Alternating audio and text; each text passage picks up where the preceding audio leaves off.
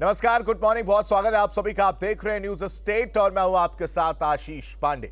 Bulletin की शुरुआत करते हैं आगरा की बड़ी खबर से, जहां 6 मकानों के गिरने का मामले को लेकर सीएम योगी आदित्यनाथ सख्त नजर आ रहे हैं। सीएम योगी आदित्यनाथ ने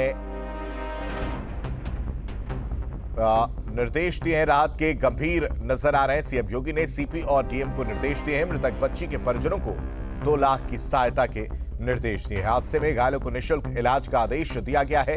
आरोपियों पर भी सख्त कार्रवाई के निर्देश दिए गए। आगरा हादसे पर सीएम योगी ने राहत और बचाव के निर्देश दिए, साथ ही मृतक बच्ची के परिजनों को 2 लाख की आर्थिक मदद के भी निर्देश दिए हैं।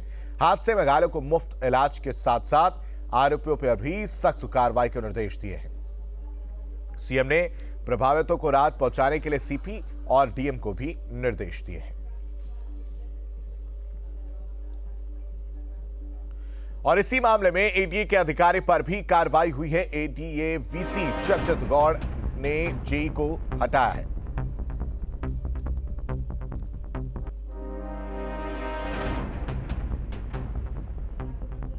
छह मकानों के गिरने का यह पूरा मामला, जिसमें एडीए के अधिकारी पर भी कार्रवाई हुई है। एडीए वीसी चर्चित गौड़ ने जेई को हटाया है। जेई पर काम में लापरवाही का आरोप लगा। बैक डेट में नोटिस देने के आरोप में हटाया गया है। जेई ने विभाग के नोटिस को किसी अन्य व्यक्ति को दिया। एडीए से बिना अनुमति कार्य को लेकर नोटिस दिया था। आगरा के सिटी स्टेशन रोड पर गटिया पर गुरुवार सुबह बेसमेंट की खुदाई से 6 मकान भरभरा कर गिर गए और इसके बाद छुट्टी के दिन एडीए के अधिकारी सख्ती में आ गए। वो अपनी गर्दन बचाने के लिए फर्जीवाड़ा करने में जुट गए। आनन फानन में नोटिस तैयार किया और इसके बाद मुख्य आरोपी राजू मेहरा की जगह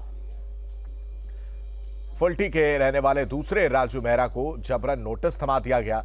इस खबर को न्यूज स्टेट ने प्रमुखता से दिखाया था, जिसका असर भी हुआ और एडीए ने प्रवर्तन के मुख्य अधिशासी अभियंता को दोषी मानते हुए हटा दिया है।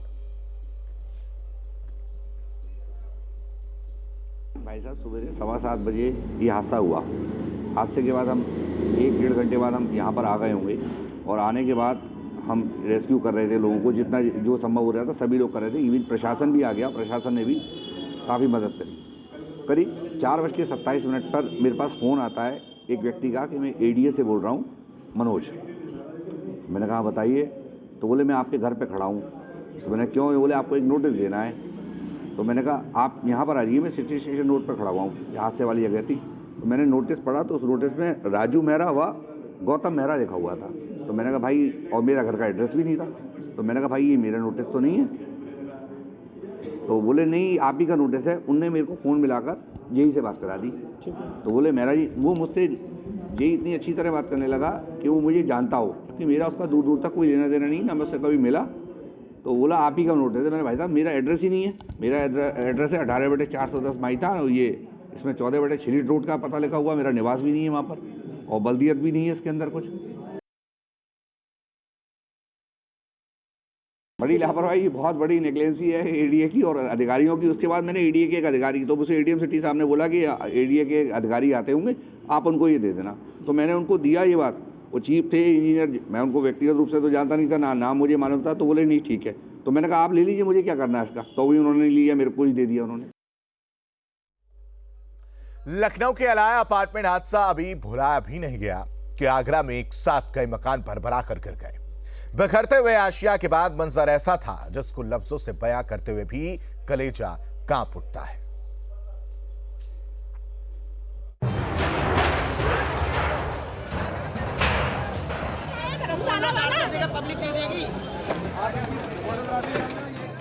आपकी नजरों के सामने 2 तस्वीरें हैं, 2 अलग अलग शहर हैं, 2 अलग अलग जगह हैं, लेकिन मंजर एक सा। एक तरफ लखनऊ का अलाया अपार्टमेंट है, 5 मंजिला वो इमारत जो ताश के पत्तों की तरह बिखर गई, और दूसरी तरफ ताज नगरी आगरा है, जहां बस एक रात में कई लोगों के सपनों की आशियां जमीन की धूल में तब्दील हो गई। राजधानी लखनऊ के बाद ताजनगरी आगरा में भी एक बड़ा हादसा सामने आता है।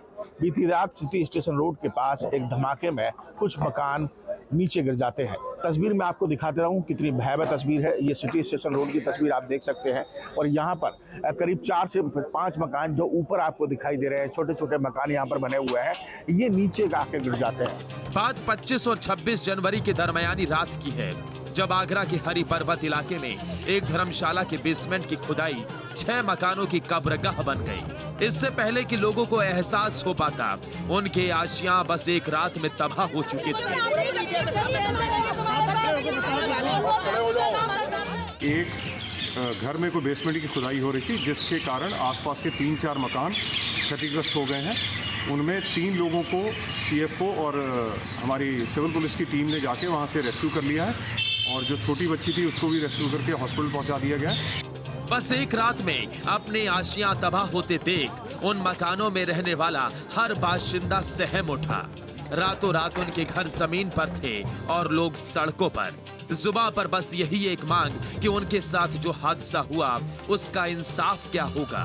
लड़की चली गई 4 साल की, ठीक है, और जो लड़का है वो भी हॉस्पिटलाइज्ड है। अभी उसकी कंडीशन क्रिटिकल है, ठीक है। अब ये हमें प्रशासन हमारे बच्चे ला के दे देगा, बताइए। हमारे बच्चे चाहिए और हमें अपना मकान चाहिए। सब पूरा हर्जाना वही देगा धर्मशाला वाला, जिसने इतना नुकसान किया। इतने दिनों से कंप्लेंट करे जा रहे पर वो सुनाई नहीं दे रहा। मकानों के जमींदोज होने के बाद इस हादसे से जुड़ी एक सच्चाई भी सामने आई। जो कंस्ट्रक्शन इस हादसे का सबब बना, उसको शुरू करने से पहले ही एक एप्लीकेशन दी गई। लोगों ने हादसे के डर से ऑब्जेक्शन भी किए, लेकिन हर नियम, हर सवाल, हर बात को यूं ही ताक पर रख दिया गया। एप्लीकेशन के समय वहाँ पे पब्लिक ऑब्जेक्शंस भी जैसा कि बताया गया है कि पब्लिक ऑब्जेक्शंस भी मांगे गए थे और उनका नक्शा पास करते समय जो फ्रंट सेटबैक्स और रेयर सेटबैक्स के जो नॉर्म्स होते हैं वो फॉलो किए गए थे। संबंधित विकासकर्ता द्वारा जो है मौके पे उन नॉर्म्स का फॉलो किया गया कि नहीं किया गया, इसके लिए एक टीम गठित की जा रही है। लखनऊ में हुए हादसे के जख्म अभी भरे भी नहीं थे कि आगरा में एक साथ कई मकानों को गिरते हुए लोगों ने देखा। मलबे में दबी हुई चीखें और बिलखती हुई आवाजें सुने। अब साहब लोग कहते हैं कि जांच करेंगे, मगर हादसे की मार खाए हर एक शख्स की आंख बेसाख्ता यही सवाल पूछती है कि कब तक उनके ख्वाब लापरवाही के मलबे तले यूं ही रौंदे जाते रहेंगे। आगरा से विनीत दुबे के साथ टीम न्यूज स्टेट। और इस खबर पर सारा जानकारी के साथ विनीत दुबे हमारे साथ फोन लाइन पर कनेक्ट हो चुके हैं। विनीत, अब तक अगर कार्रवाई की बात की जाए तो बेहद लापरवाही जो है बहुत सारा देखने को मिली है। किस तरह की कार्रवाई देखने को मिली और अब आगे की तैयारी क्या है कि जो पीड़ित परिजन है उनकी क्या मांग है, किस तरह की कार्रवाई वो चाहते हैं? देखिए, बिल्कुल मैं सभी बिंदुओं से आपको रूबरू कराना चाहूंगा, लेकिन सबसे बड़ी बात यह है कि आप देख सकते हैं कि न्यूज स्टेट ने लगातार ग्राउंड जीरो पर रहकर हर खबर से, हर बिंदु से जनता को रूबरू कराया। सुबह 7 बजे घटना होती है, 3 लोग दबते हैं, 2 बचा लिए जाते हैं, 1 बच्ची की मौत हो जाती है। उसके बाद आनंद फानंद में करीब 8 से 10 घंटे बाद एडी अपनी लापरवाही को छुपाने के लिए, बिल्डर को बचाने के लिए वहां पर एक नोटिस तैयार करता है और उस नोटिस को किसी गलत राजू मेहरा को देने की कोशिश करता है, उनको देकर चले आते हैं। और उसके बाद नीचे फिर से तफ्तीश जब ये नोटिस सामने आता है तो फिर ये तफ्तीश करता है कि आखिर असली राजू मेहरा है, नकली राजू मेहरा में क्या फर्क है। जब बात की जाती है तो उसको तलाश किया जाता है और एक्सक्लूसिव हम राजू मेहरा को तलाश कर लेते हैं और फिर हम उससे बातचीत करते हैं तो वो पूरी घटनाक्रम बताता है। जब ये मामला खुलासा होता है, सुर्खियों में आता है, तो एडीए की जो बड़े अधिकारी हैं वो अपनी जान बचाने के लिए तुरंत उस अधिकारी को, प्रवर्तन दल के जो अधिकारी अनुराग, उसको तुरंत की तुरंत उसको उस पद से हटा देते हैं। ये एक अभी फौरी तौर पर कार्रवाई की गई जो कि ना के बराबर है। सवाल ये है कि इतना बड़ा हादसा होता है, लगातार 9 महीने से वहाँ खुदाई चल रही थी, लाखों जो हजारों जिंदगियां वहां रहती हैं, जो आसपास की पूरी बस्ती, घनी बस्ती है, और करीब 6 मकान उसकी चपेट में आए, उनकी जिंदगी से खिलवाड़ करने वालों के खिलाफ क्या कार्रवाई होगी। फिलहाल अगर इस मामले में देखा जाए तो कई लोग संलिप्त होने की जरूरत, कई विभाग, चाहे हम ईडीए की बात करें, नगर निगम की बात करें, स्थानीय फोर्स की बात करें, स्थानीय पार्षद की बात करें, हर कोई संलिप्त है, क्योंकि इतनी बड़ी खुदाई होना ये सिर्फ एक व्यक्ति की बस की बात नहीं थी, ये सब जगह उसका पैसे का बंटवारा हुआ और उसके बाद ये काम किया गया। ठीक है विनीत, ठीक है, तमाम जानकारी देने के लिए आपका बेहद शुक्रिया।